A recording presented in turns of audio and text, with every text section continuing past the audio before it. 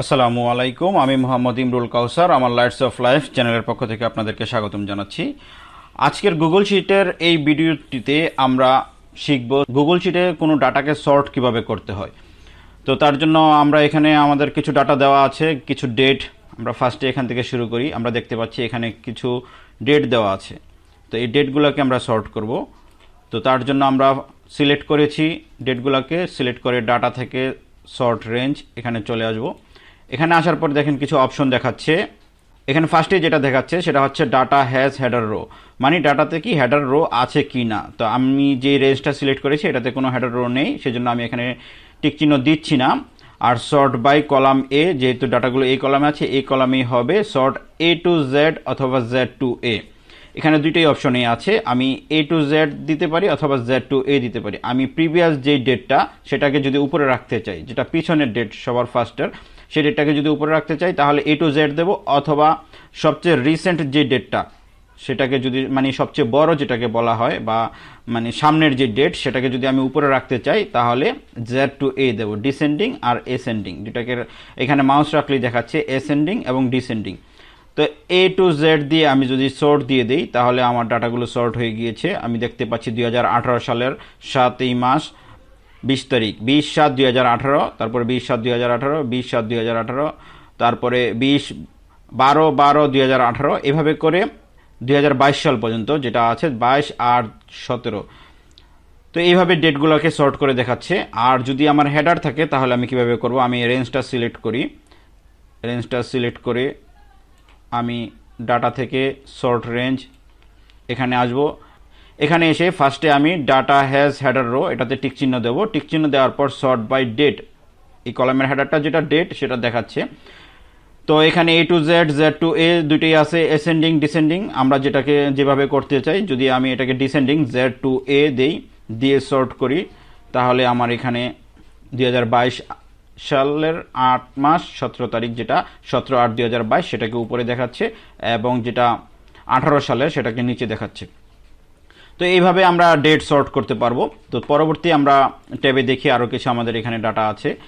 এখানে একটা কলামেই অনেকগুলো নাম্বার আছে, টেক্সট ফরম্যাট আছে, ডেট আছে, আবার নাম্বার আছে, টেক্সট ফরম্যাট আছে, ডেট আছে।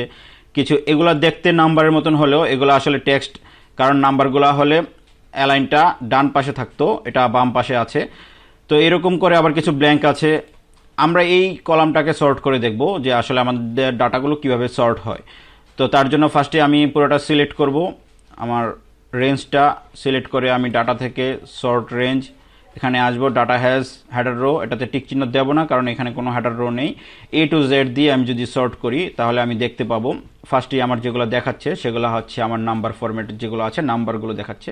তারপর কিছু ডেট আছে, ডেটগুলো দেখাচ্ছে। তারপর এখানে আরও কিছু নাম্বার দেখাচ্ছে, বাট এগুলো নাম্বার ফরম্যাটে নেই, এগুলো টেক্সট ফরম্যাটে আছে। তো পরবর্তীতে আরও কিছু টেক্সট আছে, সেগুলোকে সর্ট করে দেখাচ্ছে। এবং আমার যে ব্ল্যাঙ্কগুলো ছিল সেগুলো একবারে নিচে, ব্ল্যাঙ্ক সবসময় বিলো নিচে থাকবে। আমি যদি সেটা দেখাই, আমার এখানে 23 নাম্বার রো পর্যন্ত এগুলোকে আমি সর্ট করি। আমি এসেন্ডিং করি আর ডিসেন্ডিং করি, আমার ব্ল্যাঙ্কগুলো সবসময় নিচেই থাকবে, 3টা ব্ল্যাঙ্ক রো। আবার যদি আমি ডাটা থেকে এটাকে সর্ট রেঞ্জ এসেন্ডিংয়ে দিই তাহলেও চেঞ্জ হয়ে ব্ল্যাঙ্কগুলো সবসময় নিচে থাকবে। কিন্তু কথা হচ্ছে এখানে এই যে ডেটগুলো আমরা দেখতে পাচ্ছি, আসলে এগুলা ডেট ফরম্যাটে কি সর্ট হয়েছে, নাকি নাম ডেটের জন্য ফরম্যাটে, নাকি এগুলা নাম্বার হিসেবে সর্ট হয়েছে। আমি এই ডেটগুলোকে যদি ফরম্যাটটা চেঞ্জ করে নাম্বার ফরম্যাট দিই তাহলে আমি দেখতে পাবো প্রত্যেকটাই এক একটা নাম্বারে আছে। 44,060, 44,097, 44,237। এখন এখানে যদি আমি এই যে নাম্বারটা আছে সেই নাম্বারটাকে চেঞ্জ করে দিই,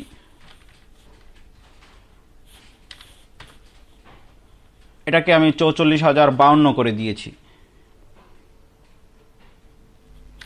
152 করে দিলাম। 152 করে দিয়ে আমি এইখানকার এই ফরম্যাটগুলোকে যদি আবার ডেট ফরম্যাটে নিয়ে আসি,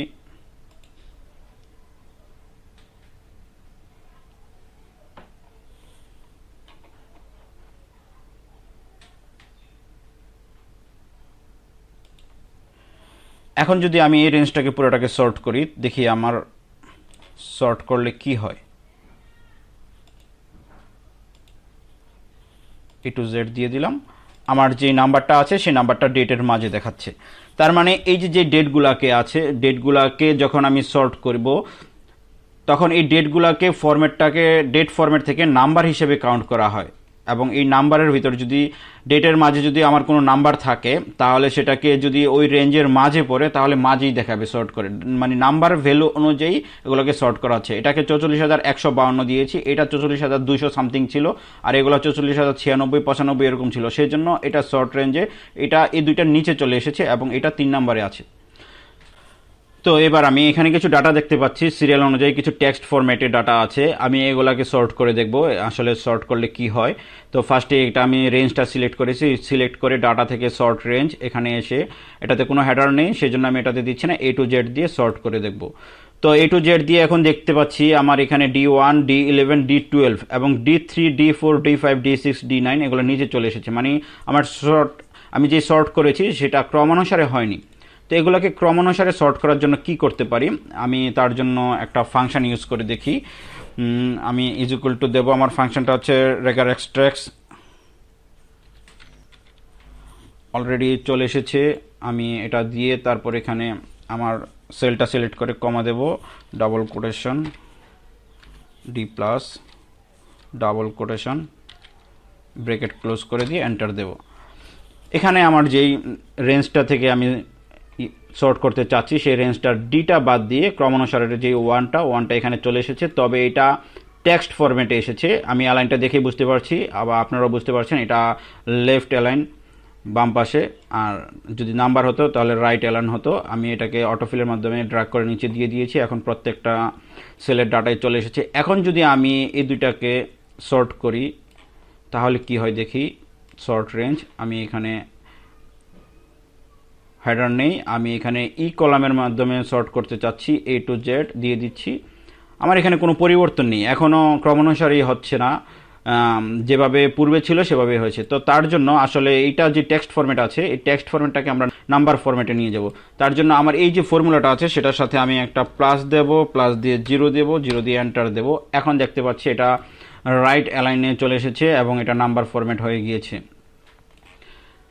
তো আমি অটোফিলের মাধ্যমে পুরোটাতে দিয়ে দিয়েছি, দিয়ে আমি আমার পুরো রেঞ্জটা সিলেক্ট করলাম, রেঞ্জটা সিলেক্ট করে আবার আমি ডাটা থেকে সর্ট রেঞ্জ, আমি এখানে কলাম দিয়ে দেবো, কলামের মাধ্যমে A to Z দিয়ে দিচ্ছি।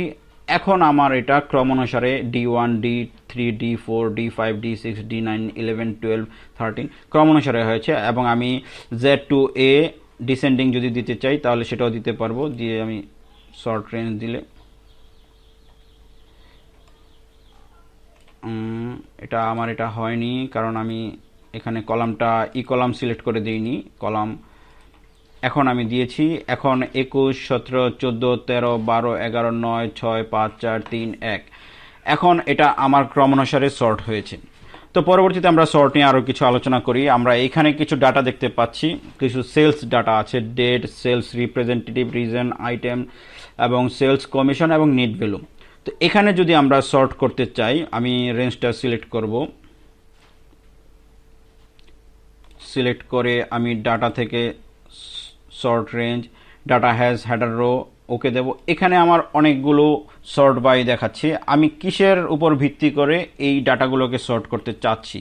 এখানে ফার্স্টে আমি দেখতে চাচ্ছি, আমি রিজন দিতে চাচ্ছি, রিজন দিয়ে A to Z আমি রিজন অনুযায়ী সর্ট করলাম। ফার্স্টে বরিশাল চলে এসেছে, বি, তারপর চিটাগাং, তারপর ঢাকা, তারপর এইভাবে সবগুলো সর্ট হয়েছে। এখন আমি যদি চাই যে আমার ঢাকা রেঞ্জের ভিতরে সর্ট করে ঢাকাগুলোকে বা বরিশালগুলোকে আমি রিজন অনুযায়ী সর্ট করব, সাথে ওই রিজনের ভিতর যেটা টপ সেল নিট ভ্যালুতে টপ সেটাকে উপরে রাখবো, তাহলে আমি কিভাবে করব। তো আমি আর রেঞ্জ সিলেক্ট করা আছে, আমি এখানে ডাটা থেকে সর্ট রেঞ্জে চলে আসব, এখানে sort by data has header row দিয়ে দিয়েছি, সর্ট বাই ফার্স্ট রিজন দিয়ে দিলাম। তারপর এখানে আরেকটা অপশন দেখতে পাচ্ছি, অ্যাড অ্যানাদার সর্ট কলাম, এখানে আমি দিয়ে দেব আমার সেলস দিয়ে আমি এটাকে সর্ট করব। এখন আমি দেখি আমার ফার্স্টে যেটা চলে এসেছে রিজন, এখানে বরিশাল রিজনেরগুলো দেখাচ্ছে, এবং আমি যদি খেয়াল করি তাহলে দেখতে পাবো বরিশাল রিজনের ভিতরে যেগুলো টপ সেল সেগুলো নিচে দেখাচ্ছে, আর যেগুলো কম ভ্যালু সেগুলোকে উপরে দেখাচ্ছে, একটা ক্রমানুসারে দেখাচ্ছে। তো এটা আমার অ্যাসেন্ডিং করা আছে। আমি যদি এটাকে ডিসেন্ডিং হিসেবে দেখতে চাই, টপ সেলটাকে উপরে দেখতে চাই, তাহলে আমি এটাকে সিলেক্ট করব, ডাটা থেকে সর্ট রেঞ্জ, এখানে এসে ডাটা হ্যাজ হেডার রো, ফার্স্টে রিজন দিয়ে দেব, তারপর অ্যানাদার রো, এখানে সেলস দেব, এটাকে ডিসেন্ডিং দিয়ে দেব, দিয়ে আমি যখন এটা অ্যাপ্লাই করব, এখন আমি দেখি আমার বরিশালগুলো সেলগুলো উপরে দেখাচ্ছে এবং টপ সেল যেটা আছে 35,000, 35,000, 35,000, 25, 25, 17 ক্রমানুসারে দেখাচ্ছে।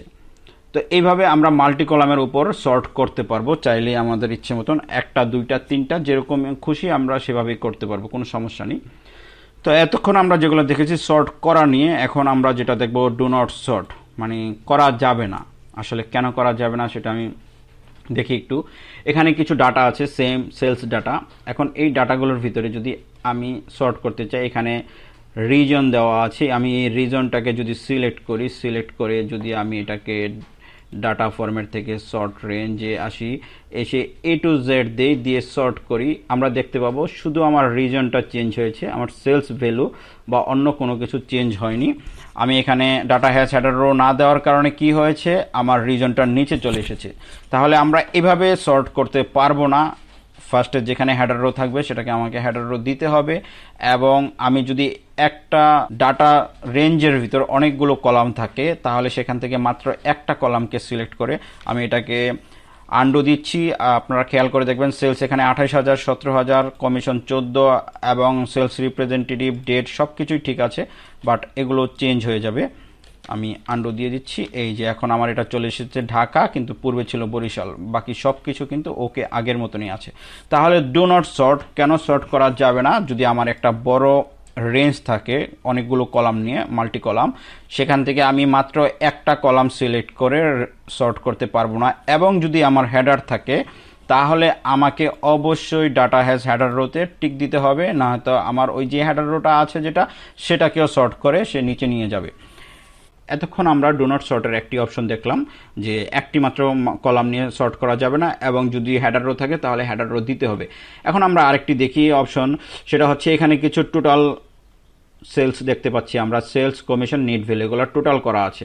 এখন আমরা যদি সর্ট করতে গিয়ে এই টোটাল সহ নেই এবং সর্ট করি, তাহলে কি হয় একটু দেখি। সর্ট রেঞ্জ, এখানে ডাটা হ্যাজ হেডার রো দিয়েছি, আমি সেলস দিয়ে সর্ট করলাম, সেলস এ টু জেড, এটাকে জেড টু এ দিয়ে দিলাম, ডিসেন্ডিং দিয়ে আমি যদি ওকে দিয়ে দিই, তাহলে আমি দেখতে পাচ্ছি এখানে যে আমার টোটালটা ছিল ফর্মুলা বসানো, সেই টোটালটা উপরে চলে এসেছে এবং এটাকে এরর দেখাচ্ছে। তো আমরা যদি কখনো সর্ট করি, কেন এরর দেখাচ্ছে? এখানে সামের পরে যেই রেঞ্জগুলো দেওয়া ছিল সেই রেঞ্জগুলো চেঞ্জ হয়ে গিয়েছে দেখতে পাচ্ছি। তো আমরা যদি কখনো সর্ট করি এবং সেখানে যদি কিছু টোটাল থাকে ফাংশনের মাধ্যমে করা, তাহলে আমরা সেই টোটালগুলো নিয়ে সর্ট করতে পারবো না।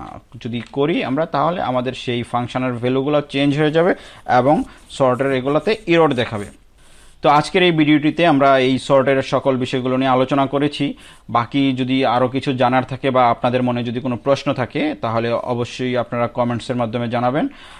আর মনোযোগ দিয়ে আজকের এই ভিডিওটি দেখার জন্য আপনাদের সবাইকে ধন্যবাদ। ভালো থাকবেন। আসসালামু আলাইকুম।